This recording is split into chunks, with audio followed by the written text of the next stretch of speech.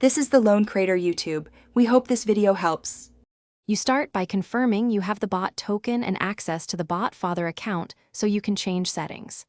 Next, identify the chat ID values where messages go and note any active webhooks. Once done, decide whether to temporarily pause outgoing messages, block specific chats, or remove the webhook entirely. Make sure to back up any important configuration. These first actions let you stop most message flows immediately while you prepare the detailed changes. Now modify how the bot sends messages. If using webhooks, call set webhook with an empty URL to disable callbacks. If polling, stop the polling process on the server. Update your bot's logic to check a list of blocked chat IDs and skip send message calls when matched. Once done, ensure the server returns 200 to Telegram to avoid retries. Make sure to test in a sandbox chat first, so you can confirm the bot stopped sending without affecting users.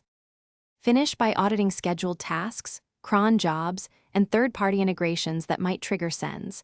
Disable or reschedule them. If you suspect token compromise, revoke and regenerate the token via botfather and update your code. Make sure to clear caches and restart the bot service to apply changes.